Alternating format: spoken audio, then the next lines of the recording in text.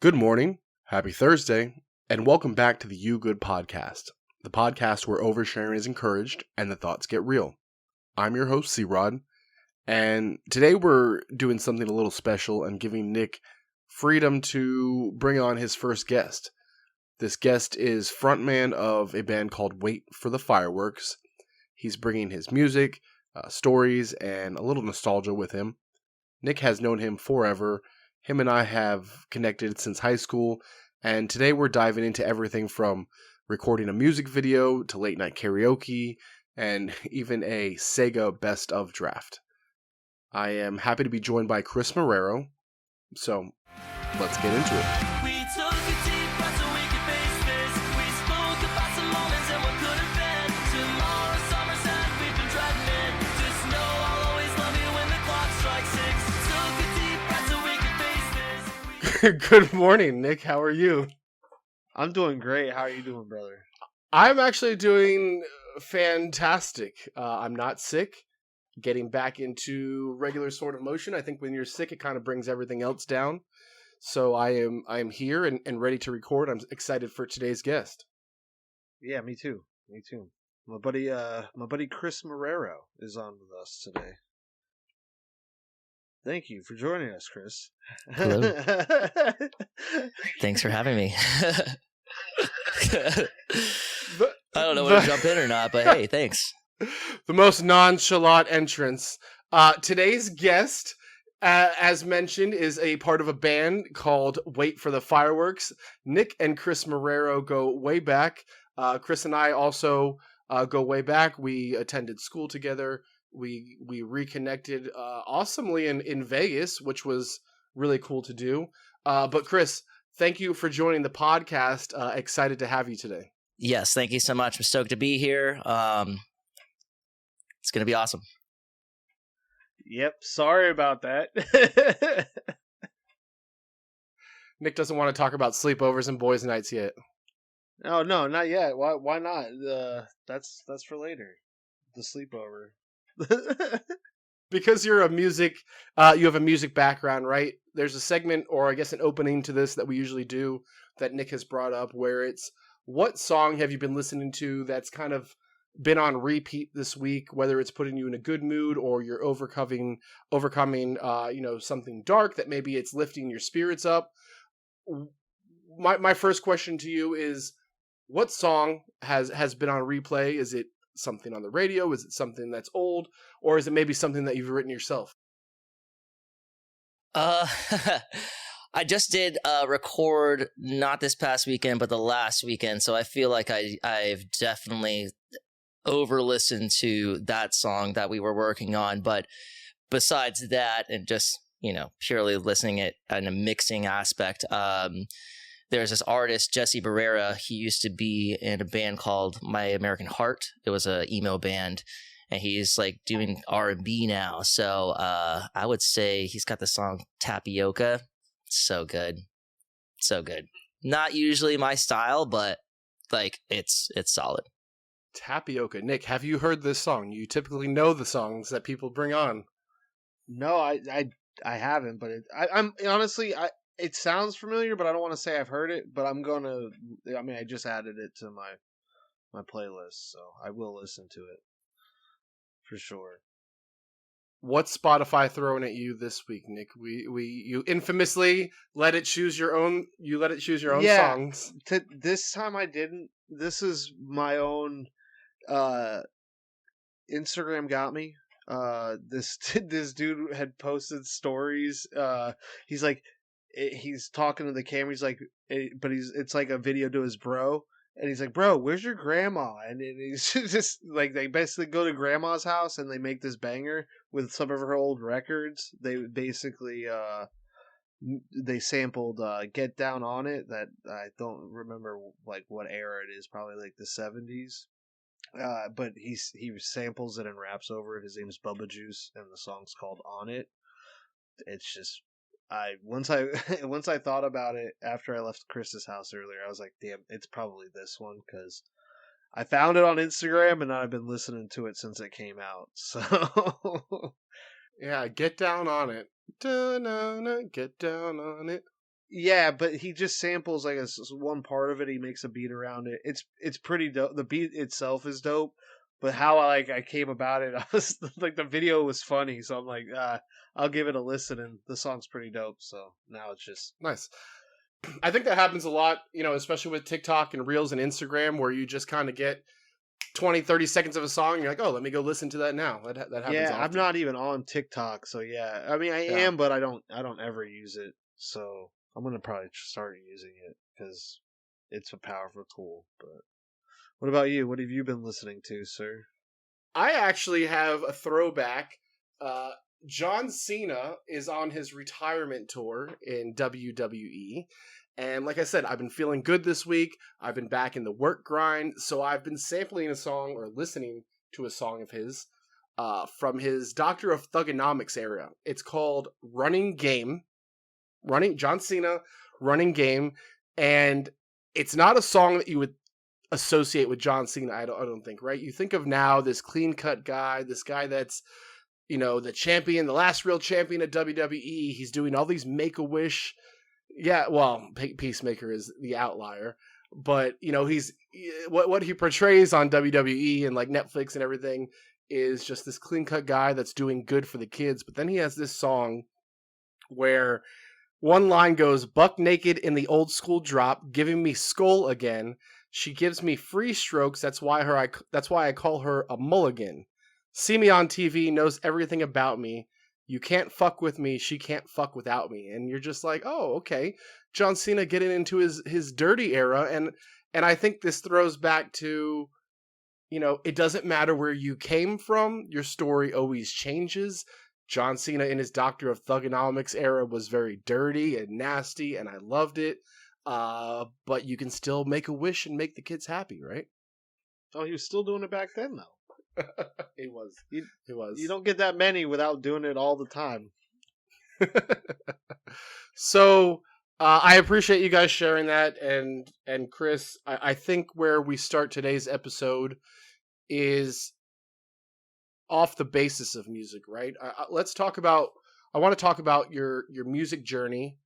Before we kind of get into who your band is, what your band is, I want to talk about you and getting started with music. And, let's go all the way back and talk to us about who or what inspired you early on to kind of pick up your first instrument, and we'll lead that way.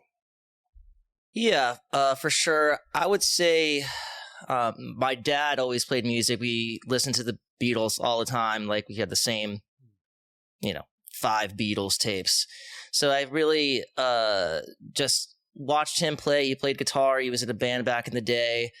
I started playing probably when I was like around 8. It was like my first Christmas. We didn't start celebrating Christmas till a little bit later. It's a long story, religious stuff. But my brother actually got the guitar and I got a keyboard, and I was like, fuck, man, I want to play guitar. So I just begged my dad to teach me, just the basics. And he just taught me a bunch of Beatles songs. And I would say, just as for inspiration, definitely once I got my like grounding with that, and then I was like introduced to like Green Day and, of course, Blink-182, learned how to play tabs. And then it kind of progressed from there, Thrice. And then I started, doing my things with other bands. So, I started very early on. It was always a big aspect of my life. So we don't talk about politics or religion really on this podcast, but I'm intrigued if you're open to answering the question, because you said we got into Christmas late because of religion. So, like, did you change religion, or was it just an opening to accept Christmas? If you're okay with answering it. No, it's fine. So we weren't like Jehovah's Witness or anything, but my parents went to this church called the Worldwide Church of God, and they're like super strict with like whatever is in the script of what you can do. So we didn't celebrate Christmas, we didn't celebrate Halloween, we didn't really celebrate birthdays, anything that was just like pagan to them. And so my dad, I think there was some controversy in the church where, my parents ended up leaving. I think the church now is renamed. So we stopped going, and that's why we kind of started celebrating Christmas and everything and Halloween. It was a very bizarre thing, but I just remember getting pulled out of school, because my parents just didn't believe in that. So yeah, it was interesting. That's different. It's usually you see like people switch religions or change it, but to be in that, you said, wide world of God? Is that what you said? Worldwide Church of God. Not Wild World. ESPN. It was kind of culty, man. I'm not gonna lie to Disney. you. That was Disney's Wild. Disney's Wide World of God. Yeah. I appreciate that. And my other question is, you mentioned growing up on the Beatles, right? But then transitioning to a little bit more emo, like Blink-182, a little bit heavier, like Thrice. Do you see a correlation between the Beatles and that type of genre of music, or was it just something that kind of caught your ear? I know they're both, tied into rock, and rock and roll is the main driver here, but what had you kind of mixing genres or going away from that, I guess, wholesome rock of the Beatles and into more of the emo scene? Yeah, I mean, I feel why I really enjoyed the Beatles is that it wasn't just one singer, right? And they wrote about positivity, love, for the most part, but they also centralized a lot on just melodies and harmonies. And I feel like it did translate well to going into the pop punk scene, especially earlier on. I know there was a lot of early on. Green Day was very influenced by the Beatles before too. So that kind of just piqued my interest. Also, my brother started getting into that. That was the age. I'm 4 years younger than him. So I just kind of got introduced to that in a young age, and kind of transitioning to like Thrice and these other artists, just growing as a musician, in, hanging out with other musicians like middle school or whatnot. Then, that really got me going, I guess. When did it go from kind of being a hobby to, something real for you, something where you're making this band? Do you travel for the band? I know that you're currently making music. Do you guys tour? Do you play? When did that transformation kind of happen? Is there a single point in time? I would say I started playing in bands in like middle school, probably like 8th grade. I started working with other musicians. I didn't get it yet. I knew that I loved it. It wasn't until like mid high school where we started. Well, I don't know. I started playing earlier than that, at least shows, but mid high school where we actually started like going on short tours and, playing with other bigger bands at the time. And that's where I kind of just like, okay, this is what I want to do. And I remember having the conversation with my father. I didn't have a job until I was like 16, and I'm like, hey, I need this gear. Like, it's really important to me. This is my passion. He's like, oh, well, that's cool, but you should probably go to college. So, yeah. But I think definitely that was a time period where I kind of found myself, found where I belonged, what I really was passionate about, and really wanted to pursue it heavily. So the band that you have now, were you guys together in high school? Are these also Deltona people? So no, there was a break for me. I would consider it a break, but I moved to Austin, Texas, I think around like 2008. I was in Uptown Terminal at the time. We were very serious, and we were playing a lot of shows, doing really well, creating a fan base and all that. But I decided to move for college, and I think I was like 20 years old or something. So I kind of gave up on that dream of like touring and making it like a full-time pursuit at that time. So, fast forward, I was still in bands in Austin. I did my own thing, played like indie bands, I played folk bands, I did my own stuff. And then when I moved back, how Wait for the Fireworks started, it wasn't until maybe 4 years ago that I met my friend Bud, he just through mutual friends, and I think he just posted on Facebook like, hey, does anybody want to like throw some vocals on this track? And it wasn't even pop punk or anything this style. It was that I would classify it as like a little bit more alternative, but we just worked so well together, and I think I just brought it right back to him like within like a day or two, and he's like, this is awesome, I'm going to send you all my pop punk stuff and let's kind of go from there. So that's kind of how it started. That's intriguing. I could never. Yeah, that's awesome. I'm not creative enough to do instruments or coming up with lyrics, or God knows I can't sing, but it always amazes me people that can do music and have that creative mind. Yeah, same. I mean, I play the trumpet, but I wish I could play the guitar. I wish I could write lyrics, really lyrics. That would make my life so much easier if I could just write lyrics. But is it so? It's just you and Bud in the band, and where did the name end up coming from? Honestly, it came from Bud. He was like, I always wanted to start a pop punk project, and I've always thought of this name that's cool. Wait for the fireworks, and I'm like, I'm awful at writing band names. That's why I was in a band called Strictly Business. That's why I was in a band called Uptown Terminal. Like Uptown Terminal literally came from a Subway, like on the wall of a Subway, like actual like chain restaurant. It says Uptown Terminal. I'm like, all right, that'll work. Like that's the depth of me naming anything is like, so anybody that's like, hey man, this is cool. I'm like, all right, okay, let's go for it. That's funny to have. So are you the singer, or what's kind of your role in the band?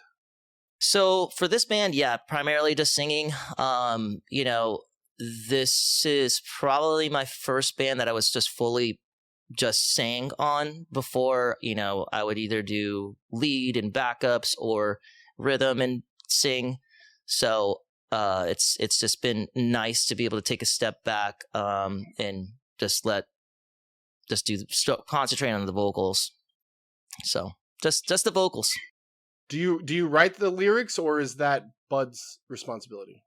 No, yeah. So how we operate is he's an awesome musician. He's way better instrumentally. Well, probably in every sense of just writing. He can shit stuff out within a short period of time, and it's just always gold. A great mixer, producer. So how it started is he kind of had like a couple of pop punk songs, sent it my way. I just threw my twist on it vocally, and we kind of just send things back and forth stems and kind of go from there. But then it's kind of grown to, I'll have an idea, like a scratch idea, write the guitar parts, and then I'll send it over to him. He'll redefine it, and then he'll send it back. I record the vocals, send it back. He mixes it and stuff like that. So it's a lot of back and forth for sure. Give us your best vocal line right now. Oh no, I don't. No. Unwarmed up, nothing, just right off the cuff. Man, that's where are you? Where are you? that's so messed up. Making him do that, like that's crazy. It's just it really does intrigue me. Lyricists and musicians, when we had Rex on a few episodes back, I don't know, Chris, if you remember Andrew Rexroad, but he's also he likes to write and he makes his own music, and there's just something so creative about it. What being that you're on, what did you say, like your second or third band, I guess, what's the biggest challenge in keeping things moving as a band? I know that Nick and I are experiencing this ourselves, right? Trying to grow this podcast and this passion project. And I'd assume it's the same way for you. When you start a band, you have to get people interested, right? You have to market yourself, and you have to go out there and perform these gigs. What's the biggest challenge in keeping that moving forward? In the writing aspect, I mean, it's just definitely scheduling. Bud he's got 3 beautiful kids, awesome wife. He's just so slammed, and not only just working on our project, Wait for the Fireworks. He works with so many different artists, and it's all about the scheduling, I guess, is very hard. It's when we talk about doing live shows, it never really even crossed our mind because just the scheduling issues. It seems not even just going out there and playing the show, but having to get together and rehearsing and all that stuff is just, it's hard. We're planning on doing a show hopefully beginning of next year, but again, we'll see how that goes. Your first show? It would be our first show, yeah. So as this project for sure. Awesome. If it's in Orlando or something, let me know. Maybe I can come home and check it out. Absolutely. Talk to me about. I think I saw that you guys had a music video. Is that correct? Yes. So we just wrapped up filming a little less than a month ago. Shout out to Brian Macchione and Sean Milton. They were the videographers and everything for it. They're great at what they do. He's worked with so many different artists and just great with what he does. So hoping to release that in the next month or two. We're still kind of in an editing process, but it's been fun. It was fun. What is it like to record a music video? What's that just music video experience like? Do you have to sing without the music? Is it more of a lip sync kind of thing? I've always been interested. So we just sing along to the track. That's how it works. We just play a track over speakers and you're just singing along to it. Maybe you can lip sing it and just not really do anything, but just sing along to it because it would just be awkward if you don't. Yeah. But yeah. It is a fun experience. It was very stressful, I guess, leading up to it. This was my first music video. I mean, I'm 37. I've always wanted to have a music video. I've just never really had the opportunity or the funds to do it. So I'm grateful that it got to happen. But as a 37-year-old, to get, to just get people involved and interested and stoked about it, it's hard, we're older, people have lives. I don't have, friends that are 22, 23 looking to get lit or party and have a good time in this video. It was a challenge, but I think ultimately it was a fun experience. That's awesome. What's the background of the song? What's the song called? So the song's called Summer's End. It's just about summer love, almost end of an era, just imagine you're with someone and then it's just kind of there is an expiration date to it. So it's a little bit about that. So I know, not so deep. Sorry. Now that's not your newest single though, right? No. So the newest single is called Piece of Me. We released it probably about a month ago, I'd say. Okay. Yeah, that's the one you sent me recently. I really enjoyed it. That's about your ex, right? Right. So when I originally started writing it, I just wanted to write something nice, for her. Mm-hmm. What it's really about is we've known each other since high school. We rode the same bus. We would take walks together. She was 15, I was 16. And I just distinctive memories of walking her home a little too late, 8:30, and then her dad just running out what the fuck you doing? But the way I write, it's very hard for me to have this I have to let things go naturally, and there's plenty of times that I'll start in sort of going one direction and then I just kind of fit in what feels right at the time. So it ended up sounding like a breakup song, but it wasn't meant to start as a breakup song. Unfortunately, that happened anyway. But yeah. That's interesting to me. So when you first started writing the song, you were together. It wasn't a breakup song, and it transitioned into that.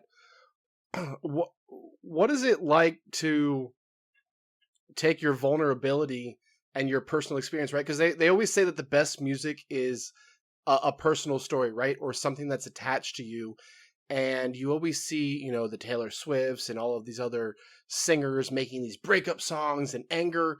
What's it like to be vulnerable to writing a song for somebody and in that same writing scheme have to transition into kind of the breakup aspect of it?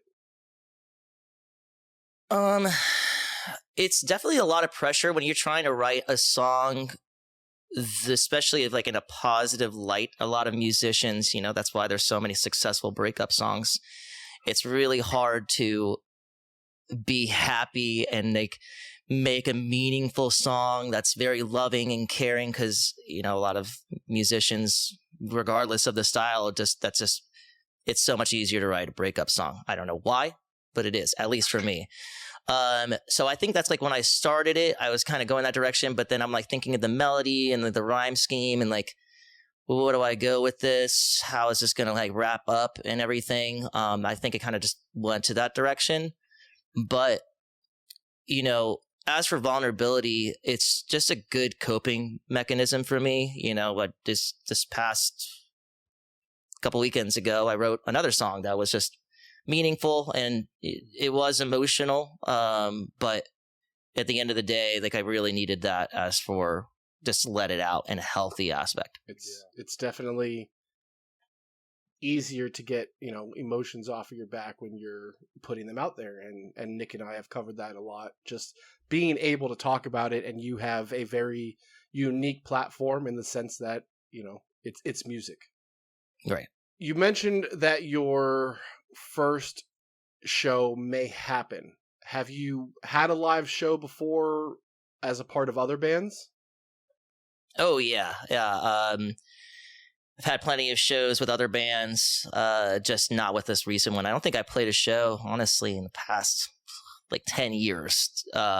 It's been a while because I've just been recording in the studio, and I kind of get my release from just that. I just write here and record, post it, and that's basically it. So, but I definitely miss it. It's just, again, it's a lot of work, especially when you're involving other people and kind of scheduling and all of that. What's your best live show memory from years back? Was it just your first live show, being in front of those people, or is there something else maybe awesome or crazy that happened that maybe you've been chasing since? I've had a lot of fun shows in the past, a lot of bands that I love playing with and everything, but I would say as for most memorable experience would probably be right before I left Florida with Uptown. It's like our last couple of shows that we just had a lot of people turn out, and, people knew that I was leaving in kind of the end of an era in that aspect. So it was just meaningful to have all my friends and loved ones and all these fans come out for those kind of final shows, and it was fun. Goodbyes and wrap up parties are always emotional, but a great memory. A great memory. Yeah, they're always a good time. Even though they're sad, they're always a good time. Bittersweet for sure. Do you have any embarrassing moments on stage? I have so many. I have one too many. Let's see. Give us your top three. Top three. All right. Let's see. I guess the first one, it's not that embarrassing. It's just happened like 2 times. I've definitely fallen off stage once or twice, being lost in the moment. Like the front of it? It happens. It happens. Yeah, I could see that. I could see that for sure. Second one, I was playing in a band with Ray, my best friend Ray. I just went to saw him this past weekend.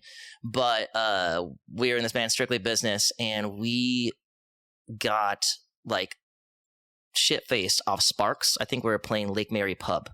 And it's Sparks, if you're unfamiliar with it. It's like basically Four Loko, but pre-Four Loko.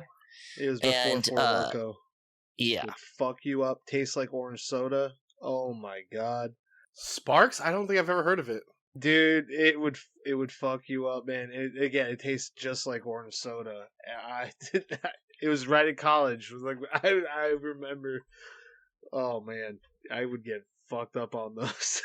Yeah, so we had like one too many each, like the whole band, and I remember turning around, and Charlie at the time, he played drums for us. He was literally throwing up while playing drums, just on the floor. Then like Devin was a bigger guy compared to the rest of us. He was just in another planet. And then Ray, I just remember him looking at me and be like, Chris, I can't see my strings. You're going to have to start playing the rhythm parts. I can't do this. And I'm like, oh no. And then I think after that show, we all made it, and I kind of carried on with it where I'm like, I'm not drinking until I'm on stage. Then I'll maybe have a beer or two. But yeah, that was a lesson learned. But it was hilarious. I think people were loving it. But again, I was on a different planet as well. So I don't know. Is that hard to do? Like, I know you said you just said that after that you waited to start drinking. Obviously, having those drinks maybe calms the nerves a little bit. It helps you loosen up, having 2 or 3 drinks. But I've always seen, like Post Malone will get super fucked up and get out there, and I'm just always like, how do you perform when you can barely stand? Like, how are you not slurring your words? Aside from that time before you started drinking, when you got up on stage, like, did you drink regularly? Were you usually like super drunk before you got up there? And if you were, how are you able to sing and be clear? Yeah, no, we definitely did not. I was still super young. I should not have been drinking. There was definitely underage drinking there. I think maybe I was like 16 at the time. So I definitely wasn't getting lit on a regular basis before shows. I'm glad that it happened at such a young age, because I just kind of carried on with like, okay, it's be disciplined because you already know what happens. I've had a show in Austin. I played in an indie band and I sang and played, and everybody in the band knew, my friends knew that I wouldn't drink until I'm on stage, and whatever. And I remember a few friends, they started just feeding the band drinks. Like, I just, like, between every song, here's a shot, here's a beer, here's a shot, here's a beer. And I turned around and look at my amp and I have like 4 Lone Stars and like 6 shots just waiting for me. So I just had to that was all. So I'm like, okay, that's great. Yeah. Like, I just always think about like karaoke, and like I'm blasted trying to sing karaoke and I can barely stand. I've never fallen off a stage, but I'm sure that would happen if I was up there enough. And it's definitely a talent to be able to sing, when you're off like that. Yeah. I can't even sing karaoke when I'm like that. Like, I don't know how you can do it and actually be serious. Yeah. Yep. Yeah. You said Strictly Business. Why does that sound familiar? Is that a Deltona band? Yeah, it was a high school Deltona band. Okay, that sounds familiar. Yeah, one of my first bands. It was fun. Good time. Did you perform at like a talent show or something? We did. I don't remember which one, but I know for sure we did. Yeah. Yeah, just Strictly Business, like that name, it rings a bell for some reason in like the depths. I don't know why. I'll have to look it through a yearbook and find out what year it was. Who was in that band? At the time, well, we had different lineups, but at the time when we played the talent show, it was me, Ray Rodriguez, Charlie Beardsley, and Devin Wooldridge. Yeah, I definitely remember that. I just don't remember what year that definitely happened. It was like 2005, 2006 with that lineup, and then before there was other lineups. It's been high school bands, man. People go in and out. We had a kid. So you're 06, right? Yeah, 06. We had a kid in our class named Jake. Mm-hmm. Garland. Jake Good Garland. friend. Yes. Yes. Yeah. Did you ever collaborate with him? Do you still talk to him? I believe he's still touring and recording, right? Yeah. So. Yeah, he is. He's playing now for a band called Memphis May Fire. I actually saw him a couple of years ago, 2 years ago. And we went out. I think I drove up to North Carolina. It was my friend's birthday and surprised him, but we were all friends. We used to be me and Jake played in a band called Broadway for a little bit of time. That's how I met my friend Spoon, who ended up being in Uptown. So he's great people. Love him to death. I'm super happy for him. He's crushing it in Memphis, Mayfire. And yeah. They're like a real band, right? I know. Yeah. I see them promoted on social. Band. Yeah, I don't mean that anyway. Band. I don't. They have slightly more plays than I do, for sure. Let's put it that way. And I guess my last question on music is: it looks like you have an awesome setup in front of you. Is this your studio? Do you record at home, or do you go somewhere else? Yeah, so I do have a whole setup here. I got a little booth. I guess I'll show you. Pardon the mess. I know that nobody else can actually see, but I have a 8x10 studio booth, and then of course my setup here. Oh wow! I mainly record here, unless I'm going to collab with other people, and I'll go to their studios or whatever's needed. But for the most part, I record most of my music here. That's cool. Nick will have to go over and record some bangers. Yeah, no, I'm trying to get him to let us. We're gonna start recording a remake of "Let It Go," the Disney track. So please send that when you're done, so we can sample that. Maybe that will be the new intro and outro. Yeah, probably not, but yeah, I definitely. I just sang "Let It Go" on karaoke on the Margaritaville cruise. That was one of the songs I sang. Yeah, I mean, why not? Why not? Love it. Since we've been focusing on your studio and the music setup, it's the build-up, right? Building up all of these songs, building up your band experience. It kind of overlaps with how friendships kind of build up over time and over shared experiences. Let's talk about your guys' side of the story, right, Nick? Let's talk about friendship and brotherhood, and let's transition that way. Yeah. Do you remember when we met? Because I know it was in high school. I just don't remember the exact period. I don't remember exactly when. I know for sure it was in high school, because I've always known of you. I know that you hung out with like more of the Danny Bellini and the band kids, and like that's where we overlapped a lot, was with like Devin and Charlie and those cats, because they would be in band and then talking about your band, and then I'm pretty sure that's how we met. Like, and I know that we became a lot closer when you came back from Austin. You had gone out to Austin for college, right? Right. Yeah. Yeah, and so what do you think, I guess, changed the most when you came back from Austin? Just proximity, or Daryl, or what? Yeah, definitely proximity. I mean, when it comes to just in regards to our relationship, I feel like we just had, at that point, you were already really established here. I still maintained a lot of my friendships from when I even left. Every time I would come to visit, and I feel like we just had, grown, I guess, with mutual friends, which kind of brought us together. And yeah, for sure. And I think high school feels like such a long way away from me. Like, since I've just had so much, we both have, we all have. It was a long time ago. We're approaching 20 years. Like, yeah, it was a lot of life experience. And I was in chorus, so I wasn't cool enough to be in band. You weren't blasting the trumpet with Nick? Nah, man, he's blasting those vocals. Those barbershop vocals, bro. We had Chris Marrero on a few episodes ago. You know the Marreros, right? Yeah. Yeah.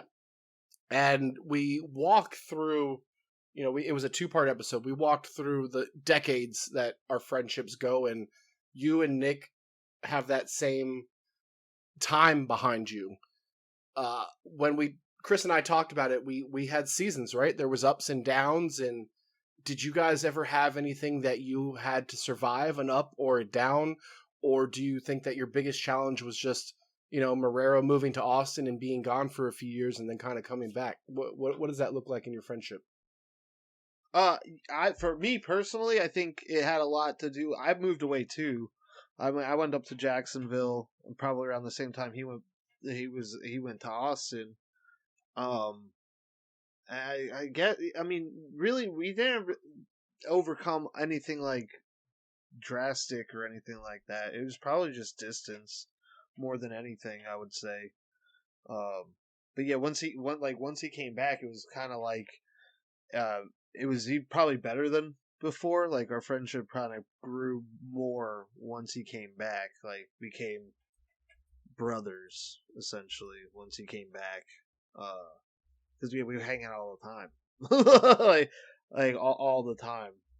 Yeah, and I can second that too. It's, I feel like it's a brand new relationship as per from before or friendship, of the sense of like we've already went through so much in life and we've grown as individuals, and we've got to connect in different ways and all that stuff. No homo.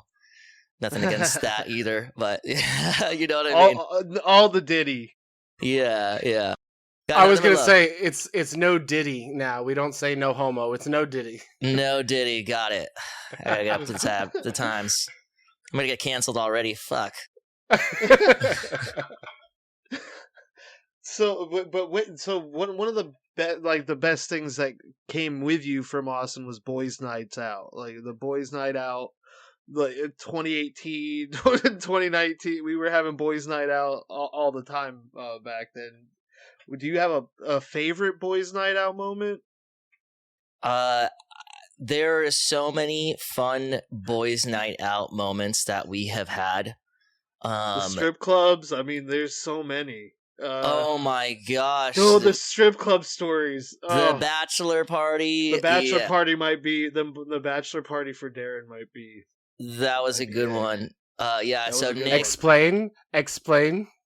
So we had a party bus, and of course we had to go to a strip club. I'm not a very big. We were in Tampa. Yeah, so. I'm not a very big strip club person. I'm gonna be honest with you. I just never have. And I'm unfortunately, I was a seasoned veteran, especially at those establishments in Tampa. Yes. And there's a whole party bus. We could bring in drinks. You just all you think you had to pay for was the mixers or something. No, you had to buy a cup. You just had to buy a cup. Right. Yeah. So, I was telling Nick, I'm like, hey man, do you want a drink? He's in the front row, middle seat. So you're not doing it justice. You're not doing it justice. So right. we're at Mons, and it's it's a Friday or Saturday night at Mons, so it's just wall to wall dudes. Just everywhere you look is a sea of dudes, and the only way to, if you're gonna sit at the stage, you're not leaving the stage. So there's two seats, like right when you walk in, right in the front. And I'm like, all right, I sit there, I park it. And like Chris and CJ, whoever else is, they're rotating in and out. At one point, Chris does come up to me and ask me if I want a drink. And I'm like, no, because he's trying to get me outside. And I'm like, no, I'm not leaving. And he's like, I'll bring it to you. I was like, okay, then. So he brings me something. And at this point, like, we're probably like an hour in. I'm getting bored at the stage. And so Chris and CJ are like standing behind me or something at this time. And I just break off hundreds of dollars in ones and I go, don't get up. And I literally make them sit down where I'm sitting and I just go off. I just leave. And I'm like, you can't get up. Like, and so they're throwing dollars and all that. And I'm going and doing my own thing. And then I come back and they're still there. The like kids in candy store, just like in awe. Like, they're dropping from the ceilings. They're doing all that. But that was one of my favorite moments was like, I was like, you can't get up because if you get up, we're not going to get these seats anymore. Yeah. And so that was the whole reason behind the breaking off hundreds of dollars in once. I mean, if you're shelling out hundreds, Nick, I'll go to the strip club with you. That was a while ago. He's an animal. I haven't been to a strip club in a long time. I'm a big strip club guy. Actually, like when Callie and I first met, we would go to like strip clubs together. Nice. And it's not That's a good time. It's not like I don't get lap dances, and when I tell people that, like, oh, then what do you go to the strip club for? Like I like to go. It's fun. I like to go sit up front, with a few ones and my drink, and that way you get to talk to the people next to you, but you also have a show in front of you, and like you're not obligated to touch or do anything, because I don't like lap dances. It is so awkward to me having a dancer on you, pretending to like you, to pretending to be about you, just to get a few dollars. Yeah. And I'm just like, don't touch me, just entertain from afar. But it's always strip clubs have always been a great time. Dance peasant. Yeah.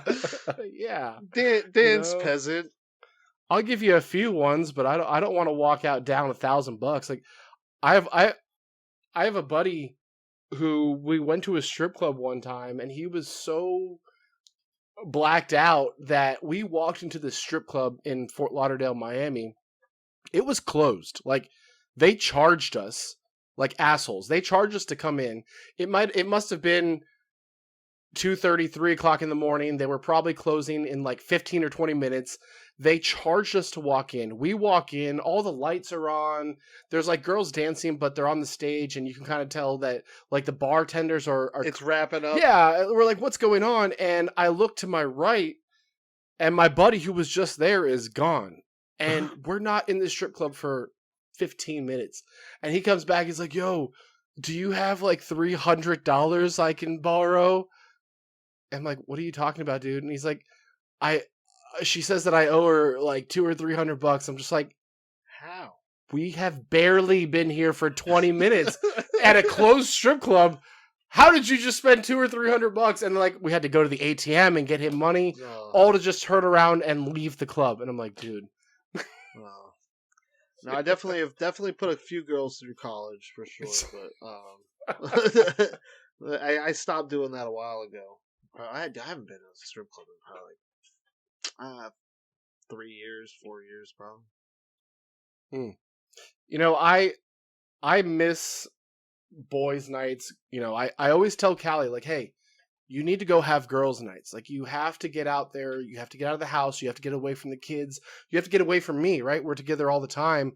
Go out there and socialize and be around girls and just have that, I guess, that release, that experience. Do you think that guys need those boys' nights just to blow off steam, just to reconnect, just to be different? Is that kind of why you guys set that up?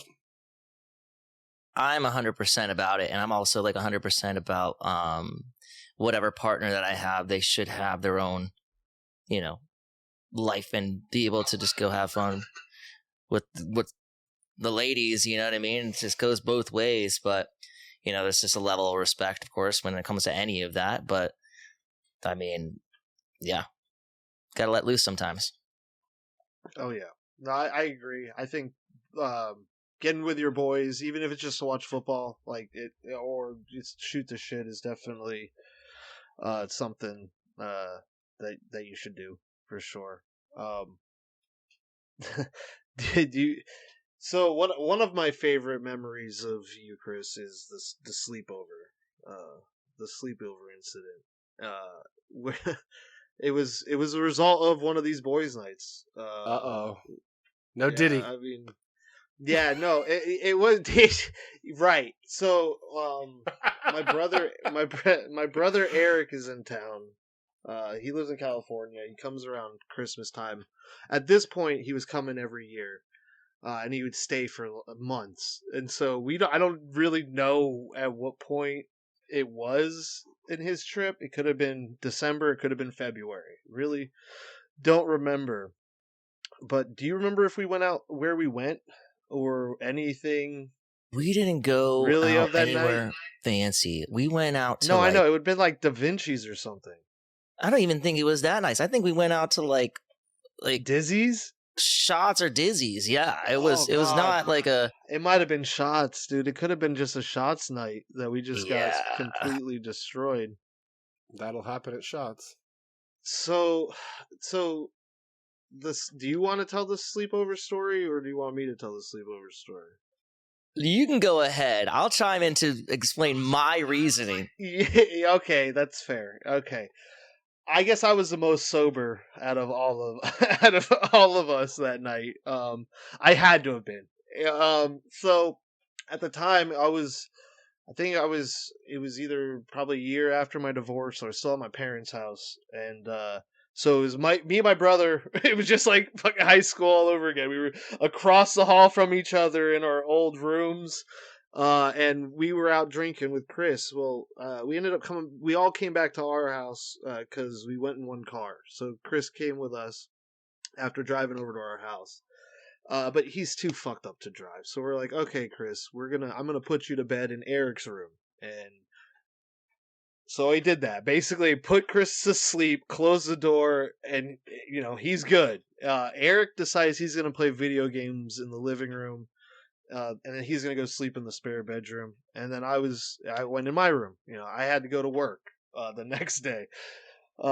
This was I had to go to work a lot in those times, so I was partying till 1, 2, 3 in the morning, and then going to work by 7 like a fucking trooper. And I go to sleep like nothing's wrong. I wake up and I go out to the living room, and my parents are on the couch, and I'm like, this is weird.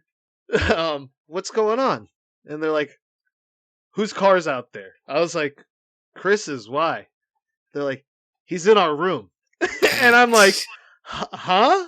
No, he's in Eric's room. I put him in Eric's room. Oh my god. He goes, no, he's in our room. And I'm like, no fucking way. All right, I'm gonna chime in here. Okay, so this is what happened. Yes, we were annihilated. Okay, and Blackout. You guys were. I wasn't, but you guys were fucked.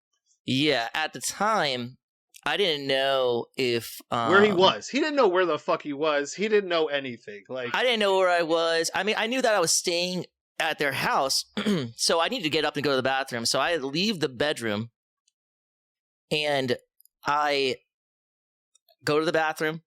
Cool, and I get out, and I'm like, oh, I don't know where I'm going. Oh no. And I'm like, I don't want to step into his daughter's room or whatnot. So I'm like walking around, and if it's find a bedroom, and I see what I thought was Nick and Eric, his brother, sharing a bed. And I'm like, oh, okay. Of course, they're brothers. They're sharing a bed. I had Eric's room. I don't want to go anywhere else. This is a safe zone. So what I do is I sleep on like the floor, like on the bed, like towards the bed of the end of their bed. The foot of the bed. Yeah. Thank you. Foot of the bed. Yeah. And then I pull the comforter that was on the end as well, foot of the bed. I just throw it over me, and I pass out. And I wake up to Al, Nick and Eric's dad, he's like, hey man, how'd you sleep? And I'm like, oh great, Al, thank you so much. He's like, oh cool. This is my room. And I'm like, what?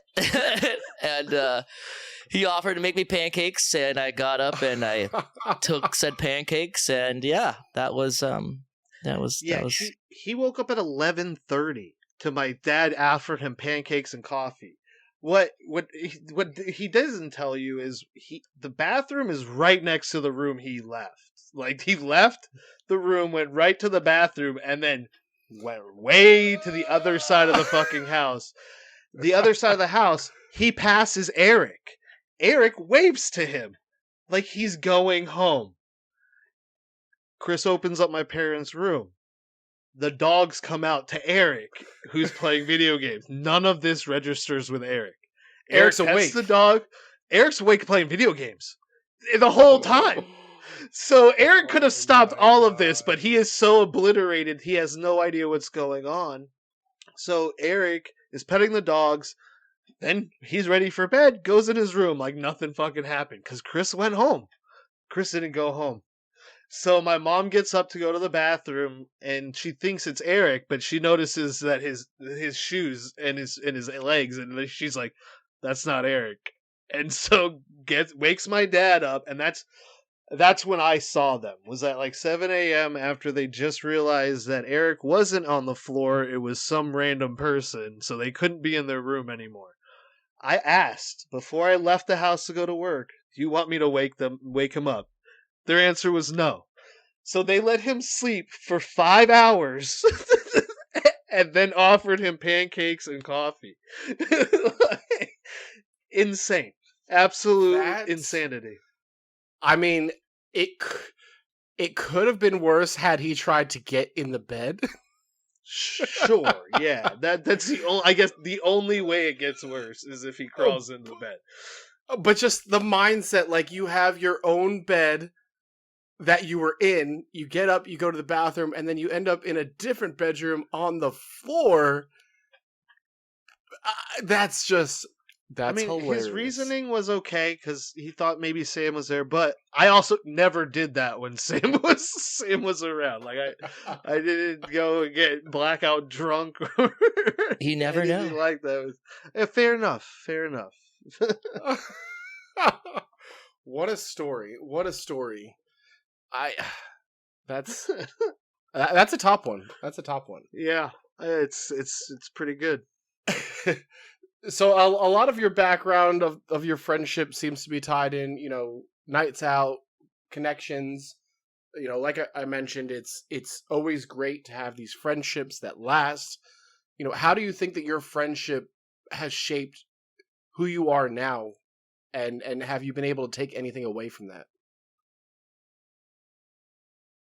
I think, I just appreciate the honesty that we have with one another. There's been plenty of times we butted heads with a lot of things. Nick's been by my side with a lot of like real life issues that I've had that I never really experienced before in the past. So I'm just, just grateful for the open honesty communication, and like, even though it's something I don't necessarily want to hear at that time, it's something that I needed to hear. So I think that's my main takeaway with it. I think we've both done that for each other, though. Like, especially when I was going through my stuff like last year. You definitely helped me a lot through that. I mean, both of you did for sure. But for me, it just not a lot. Like, going out was all fun, but a lot of my favorite times are just hanging out at your house, playing video games and karaoke. The other night when we were just playing along with Daryl, that was so much fun. Like, I don't ever sing like that at all, and like here I was looking up lyrics so I could sing along with you guys and stuff. So it's just stuff like that is so much fun, and we completely sober. Well, two of us were. But no, like for me, it's a lot of that is just it's always fun. It's never a down time. Like, and even when it is a bad time, it's not a bad time.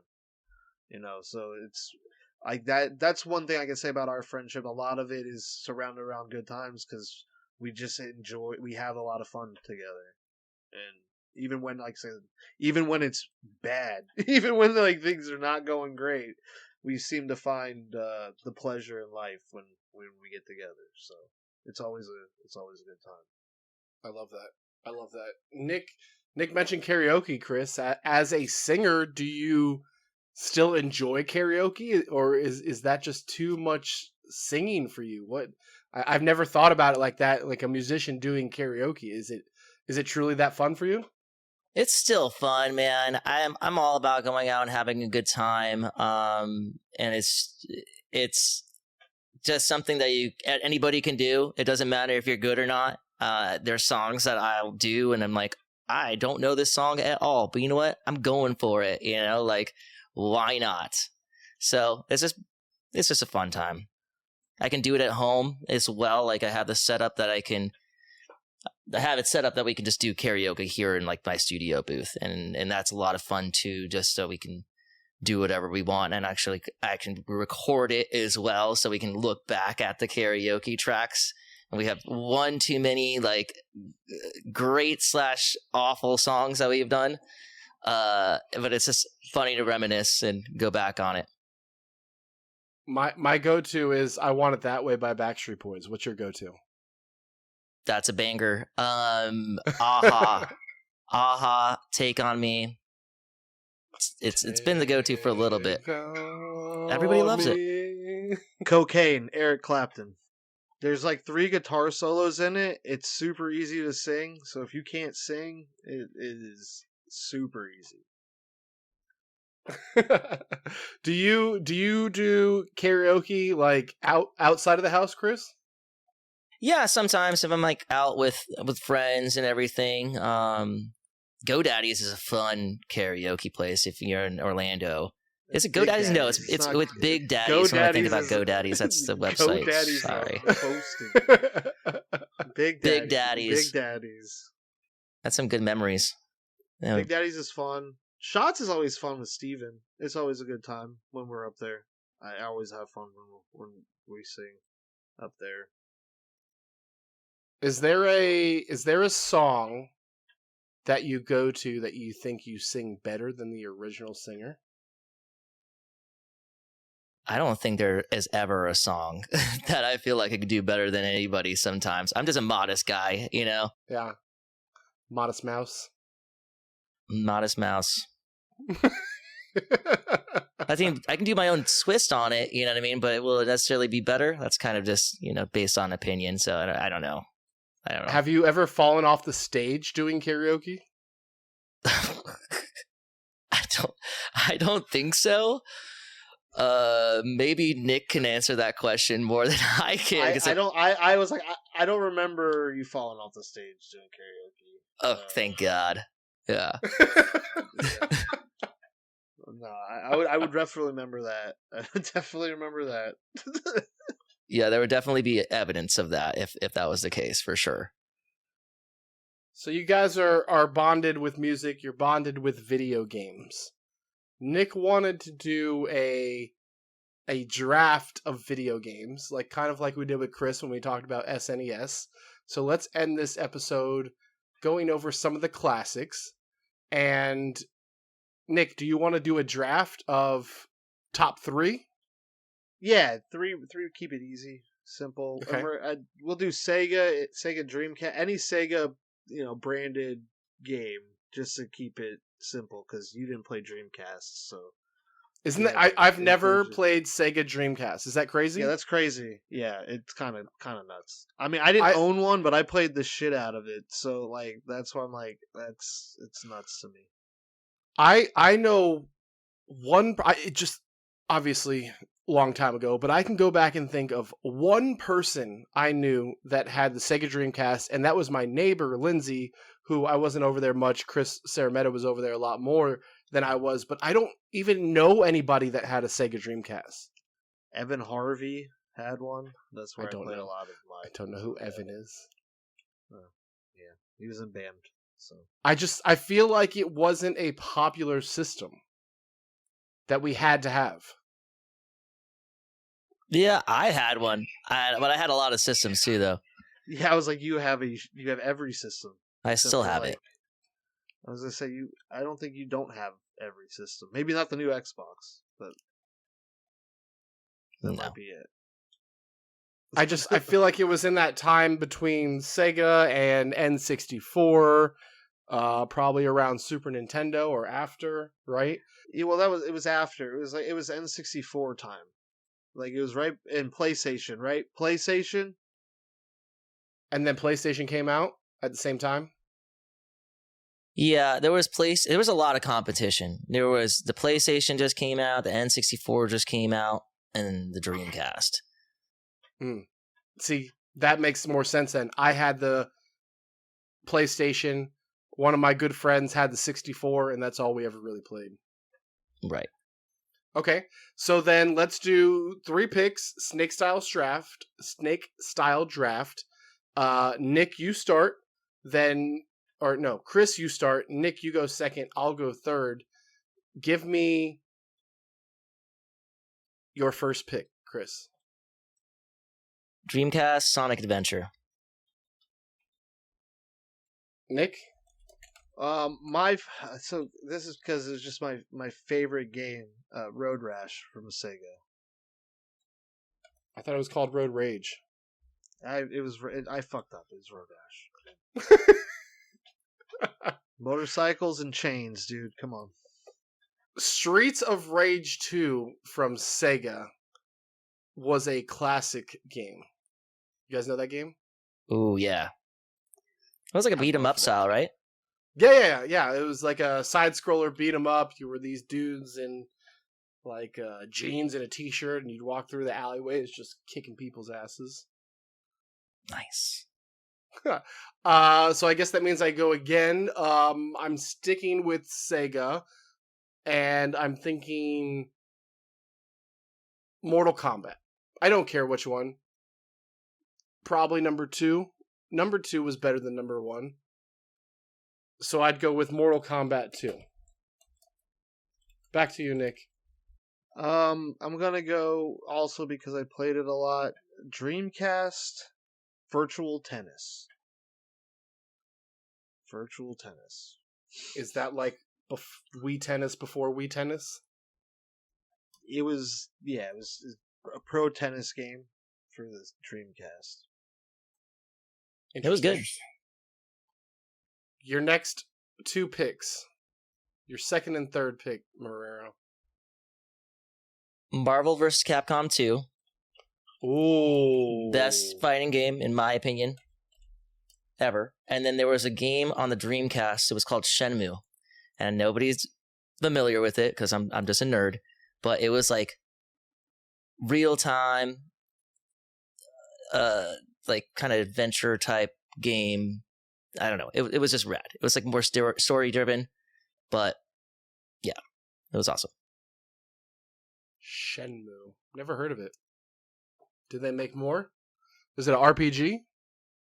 It wasn't an RPG, but it kind of felt like an RPG. It's almost like open world-ish. And it was like the first of its kind when it like it came to like you had to like get a job, you had to get like currency to move to certain things. It was like a martial arts game. The whole purpose of it was like you're supposed to avenge your father because some dude killed him. He got murdered.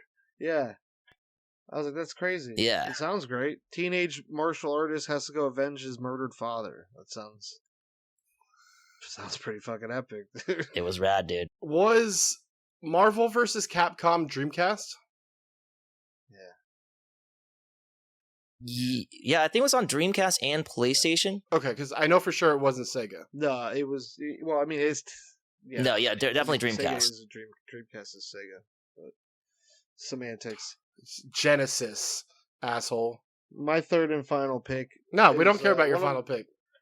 One of my favorite games to this day, and I will play it in any bar that has it, is Crazy Taxi, on Dreamcast. Crazy Taxi. Yeah. That's a good one. I remember that from PlayStation, though, not from Dreamcast.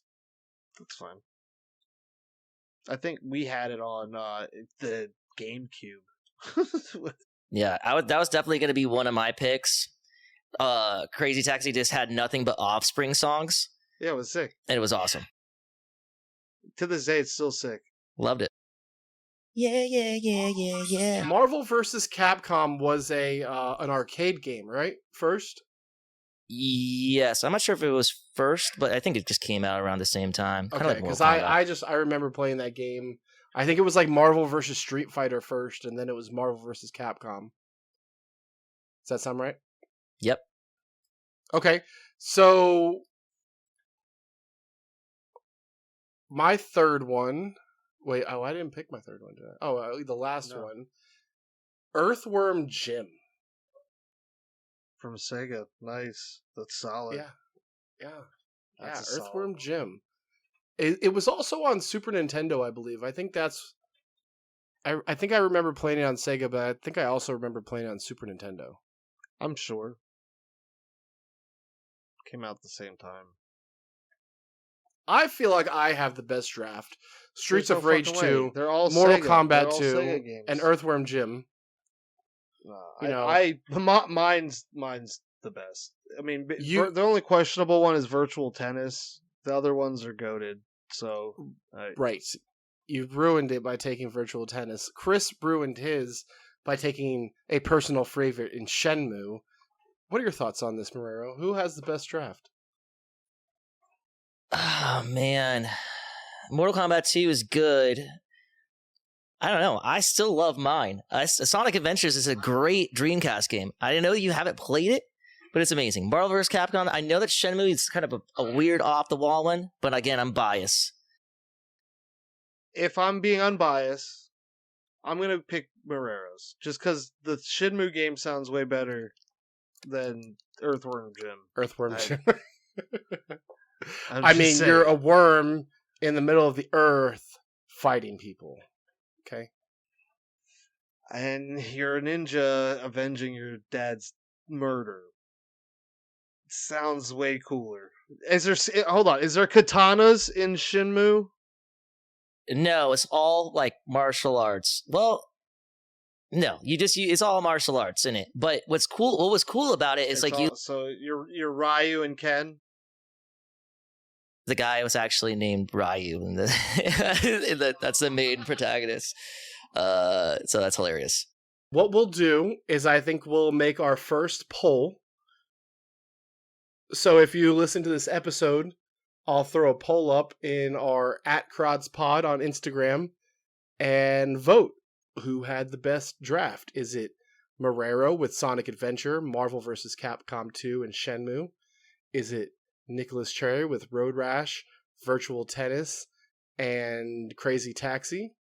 Or is it myself with Streets of Rage 2, Mortal Kombat 2, and Earthworm Jim? We'll let the listeners decide. How about that? Your face. The first ever You Good podcast poll is going to be. I like that. I like the fact that the it's Sega the draft Dreamcast results. draft. It's just Sega draft. It's not even technically Dreamcast because you picked no Dreamcast games. Oh, So it's just all right. Sega. It's fine. That's the way we did it. We did it like that for you. We didn't want you to be handicapped by not having any Dreamcast games. For you, just don't All throw right, cool. throw I'll an just X go on fuck my myself. throw an X on my childhood. It's cool. An X on your childhood? Yeah. Get out of here. So I kind of wanted to close things up with, obviously, Chris, tell us, where we can listen to or find music from Wait for the Fireworks, kind of in this anticipation of your music video, any albums coming out, or your first, live concert or live show potentially for next year. Yeah, absolutely. We're definitely on every streaming platform. So Spotify, Apple Music, Amazon, YouTube.